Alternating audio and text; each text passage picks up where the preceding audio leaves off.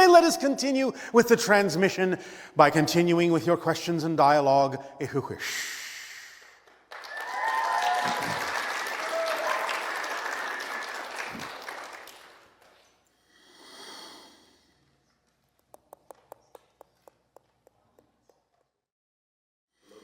And you good day. I've recently, well, not recently, I've been experimenting with DMT. Oh, all right. And I've come to an understanding, but I needed confirmation from you. DMT is a portal to the template realm, correct? The portal to? The template realm? Well, it's actually the portal to many different things. It depends upon the dosage. Okay. It'll take you to different states. It'll take you to different places. It'll open doors at different levels and have you interacting with different things. The dosages must be precise and matched to the different frequency levels in order for you to have the different experiences. One of them is definitely the template level, but not all of them. Okay. And Ibogaine, is that a direct doorway to the higher mind? No. No, okay. I had a question about the Anunnaki. Yes. And Enki specifically. Enki. Enki. Yes. Sorry. He's not Enki. Yeah, Enki. Enki. Enki, okay. Yes. He engineered our species, correct? He specifically engineered our species? I was reading information. Partly connected, partly responsible, partly involved, but not totally. Okay, and I understand that we existed on, our consciousness existed on Mars previously to this Long time ago in your terms of time, yes. Correct. First Maldek. Right, first Maldek. Then Mars, then Earth. As, in a sense, the group souls moved through the system in different incarnational periods when each of those worlds was habitable. Okay. And did the Anunnaki have anything to do with our engineering of our physical being on Mars and Maldek? No. Okay. And I was also, my last question is, I understand that the Sirius star system is gravitating towards our solar system, and I was wondering the spiritual meaning behind that. Well, they are the higher mentorship. The idea of the connection between Earth and Essassani, my world, and Sirius is a triad. A triad mentorship. We're all climbing the ladder together, but we're at different levels on different rungs. Okay. Thank you very much, Bashar. Yes, thank you.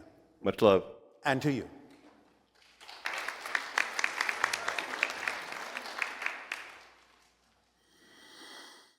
Hi, Bashar. And to you, good day. My question is, sorry, I'm a little nervous. Why? You mean excited?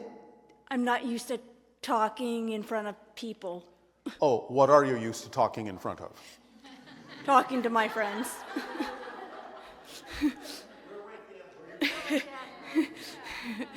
There is nothing to fear. One of my questions is, what is my Palladian self doing? At this particular moment? Yes. You have five Pleiadian connections.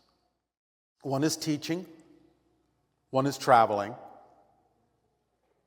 one is waiting to meet a friend, one is involved in a very deep and complex research experiment, one is observing a particular civilization, deciding whether or not to make contact. Will that do? Yes. Anything else? Nope. Well, thank you.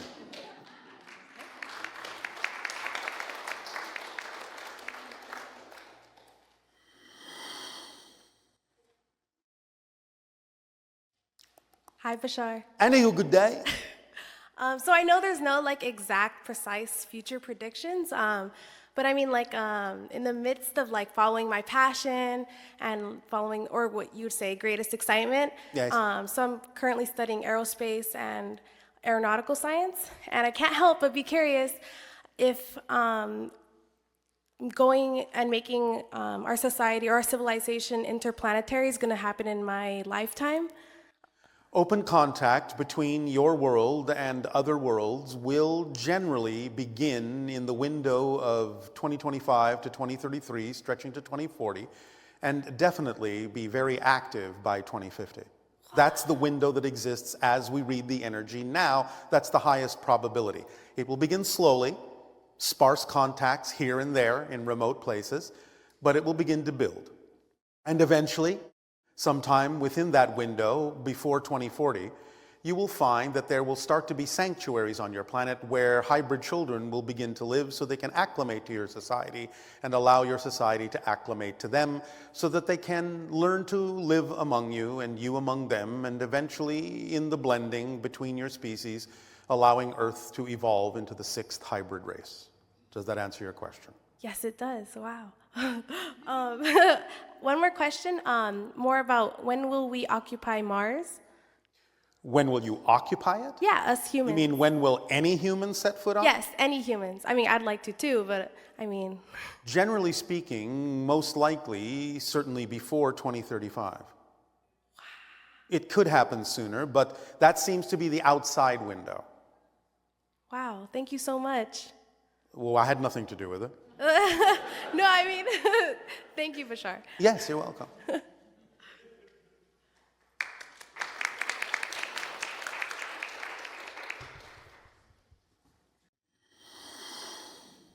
Hello, Bashar. And you, good day. So you mentioned a civilization called Kachina. Is it Kachina? Kachinas. Kachinas. Not exactly what you would call a civilization. They are a type of interdimensional being.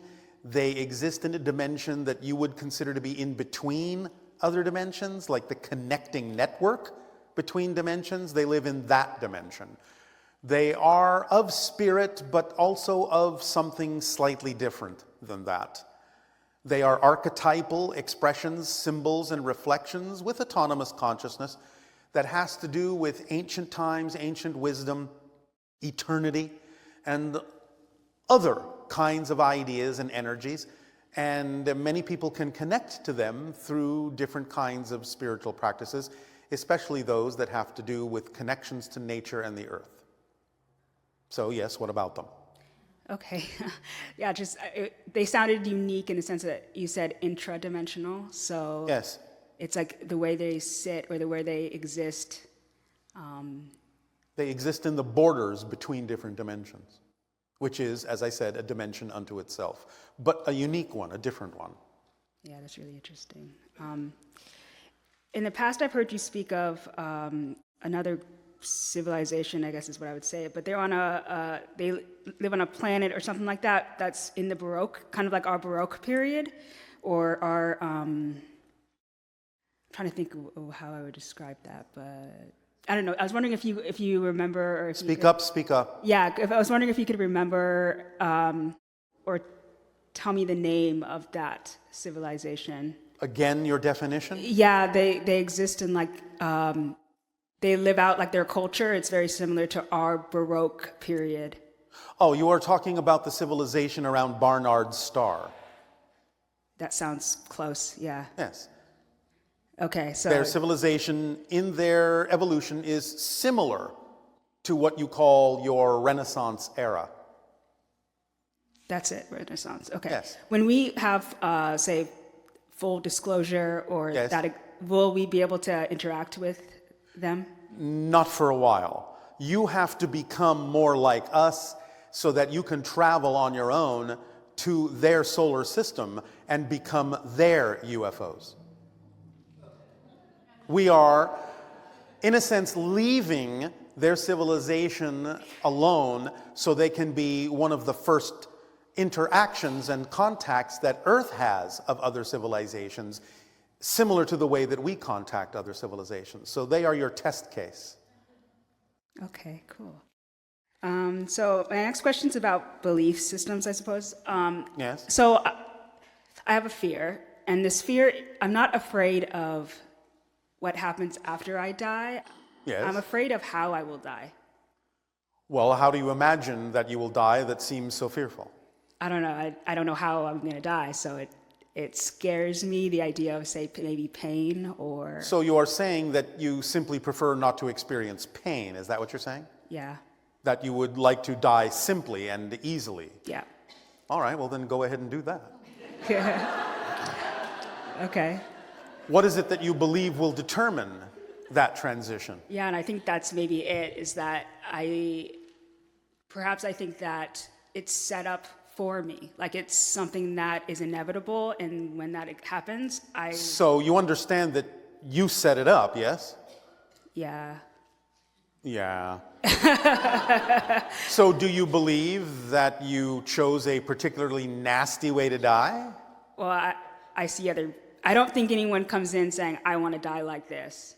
Oh, but sometimes they do, because it depends on what purpose that serves. Now, yes, it's true, for the most part, people may forget that they have a choice and have made a choice, and so they may just simply let it run its course and experience the idea of pain. But since you're asking the question, that obviously means you have some conscious recognition that it's possible to change that. Yes? Yeah. Or you wouldn't be asking the question. You wouldn't even consider the possibility that you might be able to consider something different. So the fact that you can ask the question is usually an indication that you can choose right now a way that would work better for you. Yes? Yeah. Okay. So how would you like to transition? In my sleep. Which means what? Like in your sleep or floating in a pool? Or... Like just peaceful, just like Yes, real all chill. right. Yeah. Well, then again, there is nothing preventing that. If you believe that it doesn't really serve you, if there's no lesson to be learned that you can't learn in life by experiencing the idea of a painful transition, then there's no need to experience it that way. Yes? And remember, in that sense, death is really just like waking up from a dream, because physical reality is a dream. You do understand that you're in spirit right now, yes? None of you leave spirit. That's your natural state. You are just dreaming that you've left. That's what physical reality is. A portion of your greater being in non-physical reality is pretending that it's no longer in the spirit realm. But you are there right now, the greater portion of you.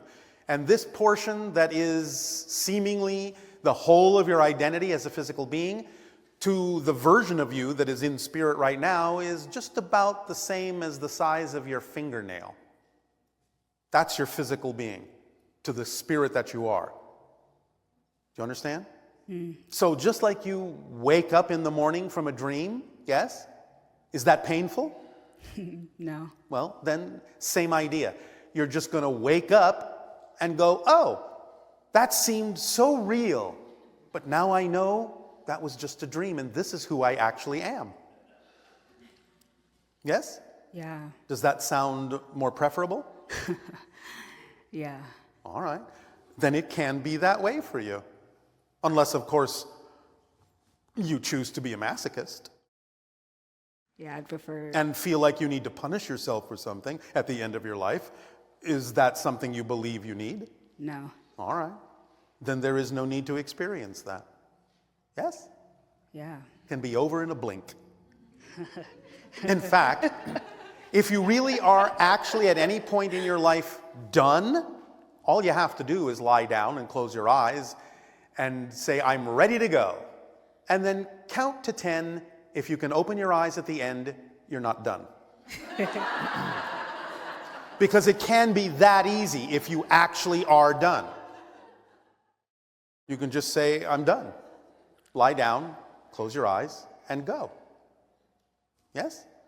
Yeah. Is this helping? Yeah, it's helping. No, all right. You feel a little bit more relaxed about your death? A little bit. Yeah. If you want, we will be happy to show up at the moment of your death with pitchforks. You could show up, but maybe no pitchforks. Just, a friendly hello. But we would only do that to make you laugh. And that way you get to die laughing. There you go. That'd be cool.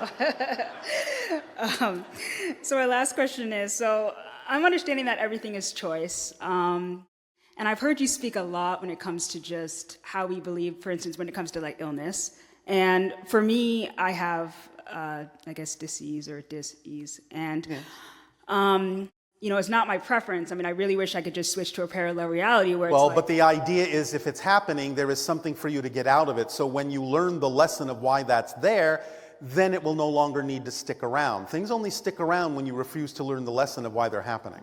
yeah, so maybe that's where I'm stuck. Well, it's not stuck. You're thinking that it's not important for you to investigate why that's there. But it is. It's not about changing it to something else. It's about understanding why it exists as it does and what the belief systems are within you that are generating that experience. When you use it up, it will no longer be there. It only sticks around when you don't use it for the purpose you created it, to bring your attention to something you need to pay attention to about how you're creating that kind of an experience. Find the belief systems that underlie it, realize that they don't belong to you and never did, that they're irrelevant for you, and let them go. Then you will not be diseased with yourself. So, I don't know. I understand that, I guess, on a Do you? conceptual level. I feel like that answer, I get a lot of frustration from that because I feel like there's something I'm not seeing. It's almost Yes. like it's a blind spot or something, and But it's not a blind spot. You just refuse to look there because you're afraid to look there, because the negative belief is making you believe that you shouldn't look there or something worse will happen. You need to ignore the negative belief. You need to see it as a trick, as smoke and mirrors. You need to see through the illusion that the negative belief is pushing on you because it's simply attempting to preserve itself. So there is nothing to be afraid of in looking to find out why you may have generated that experience. You'll only find some wonderful discovery about yourself that will allow you to expand. That's all you will ever find if you really, really look. There's nothing to be afraid of in looking, even though the negative belief may wish to make you believe that there is. You have to know that that's a trick. Yes? yeah, May I ask you a question? yeah. Do you believe you are worthy of your life? Or do you feel unworthy? I want to say I feel worthy. Say again. I want to say that I feel worthy of You this. want to say that you feel worthy, Yeah, which means you don't, I guess so. correct? Yeah, I guess. All right, so what belief system do you have that you're holding on to that says you are not worthy of living an ecstatic life? Why do you believe that you deserve to feel unworthy? What are you afraid will happen if you allow yourself to feel completely worthy?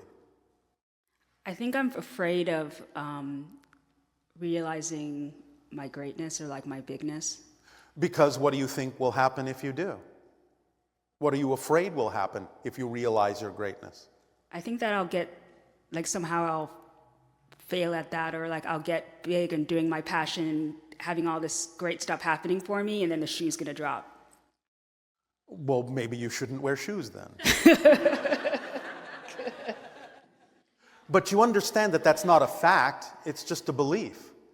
Because certainly as you live your passion, one of the things your passion does is bring your attention to things that are not your passion. But that's not a shoe dropping, that's part of the process of discovering more of your passion. To discover things that are not your passion is part of your passion. So let that be part of the process. And be okay with what comes to your attention that is not your passion. That's not a shoe dropping. You don't have to define it that way. By defining it that way, you're experiencing it as a negative. Define it as a positive. Oh, my passion just brought my attention to something that is not my passion. Oh, goody. Now I can clarify by letting that go and adding that energy to my overall passion. So thank you, passion, for bringing my attention to something that is not my passion. Yes? Yeah. It's a very different way of looking at it than thinking, oh, the shoe's going to drop and everything's going to fall apart and, oh, my goodness gracious. You're the one setting yourself up for that pain by defining it as something wrong when it happens, instead of exploring with fascination and curiosity why it happened and what you can get out of it, what you can learn from it. Nothing happens by accident. It's an orchestration. There is always something you can learn if you stay in a positive state. Is this helping at all? Yeah, and when you were speaking, I feel like I just got the message of, I realized that I'm afraid of experiencing pain, but Yes. but you know what? But you know what? That's a lie. Do you know why it's a lie? Because you're creating pain with yourself right now. I know, that's what's so ironic. It's That's like, the that's what I'm paradox, doing, yes. yeah. So obviously you're not afraid of creating pain. Otherwise you wouldn't be holding on to beliefs that allow you to feel pain. Yeah, So that's awesome. Yeah. there you go. Cool. So now that you understand that you're not afraid of pain, use the pain. Use the beliefs in a way that allows you to be pain-free by accepting the fact that at first you're actually generating pain for yourself by your own choice. Then you're in control, because if it's not by your choice, you can't change it. So own it, acknowledge that you're creating the pain, obviously, because you're holding on to beliefs that make your life feel painful. And then ask yourself, well, do I really need this anymore? Is there something else to learn from this other than learning to stop doing it? And then stop doing it. And live life in a different way. And learn things in a way that isn't painful. Yes? Yes, Is this helping? very much so. Thank you. There will also be others who will help you in your dream state if you ask for it. Okay. All right? Okay. All right. Thank you.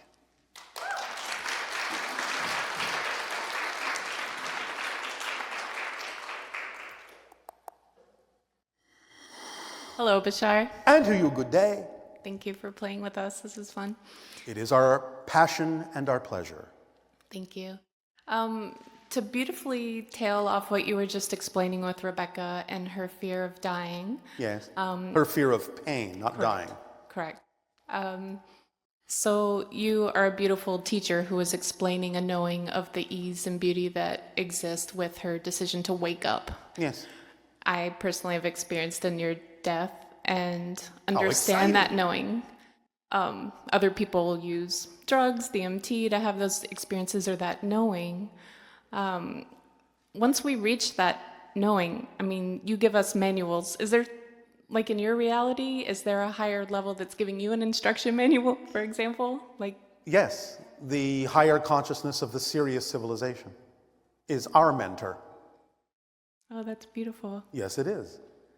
Okay, speaking of that, I have a question. For the last couple of weeks, I've had a really intense, strong ringing in my ears that will not go away.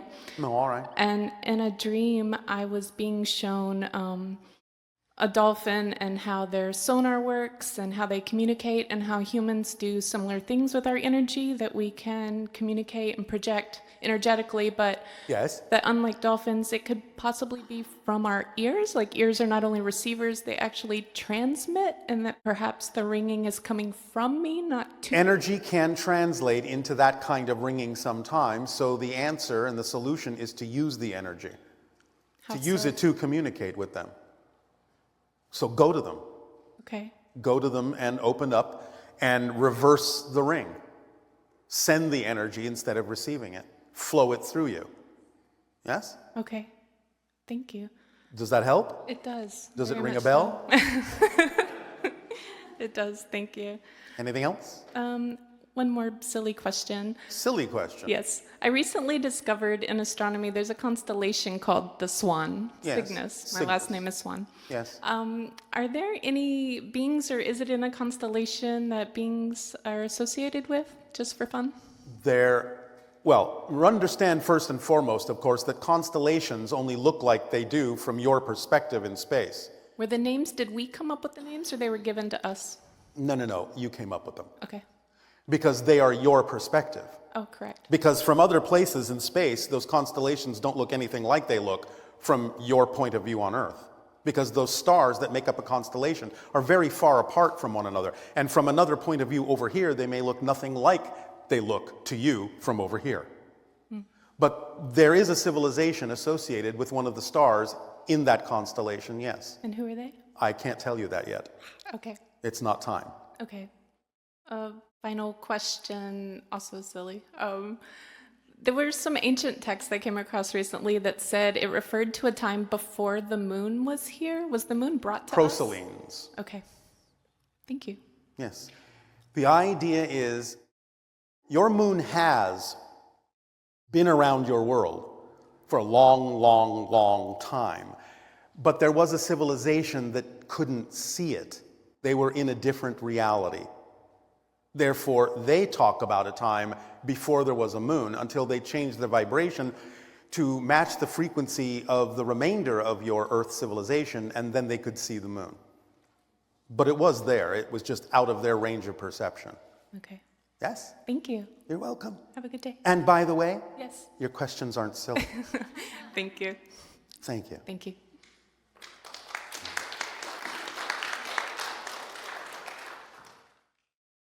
Hello and thank you. Good day. I only found out about you 2 weeks ago when I was in I only just found about you right now. Sedona, staying at Bell Rock, and my friend. Speak up, speak up. I'm sorry. I was in Sedona, staying near Bell Rock, and my friend explained who you were, and Yes. I think we had an experience. All right. But my question is, how do you experience the angelic realm? We experience the idea you call the angelic realm as the first reflection of all that is to itself. Does that make sense in your language? Do you understand that the one has no experience of itself? It is completely homogeneous, is completely unaware of itself. There is no self-awareness in the one except for the portion of the one that is self-aware, which we call all that is, which sometimes you call God, goddess, what have you, source.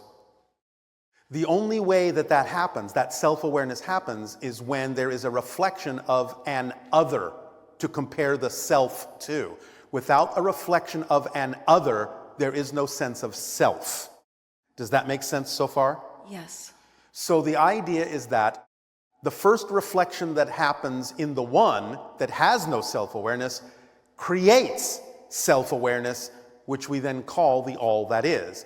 And the first reflection all that is has of itself beyond that point, you call the angelic realm. It's like the first split off vibration of all that is. Does that make sense? Yes. Thank you so much. You are so welcome. Gratitude. Yes.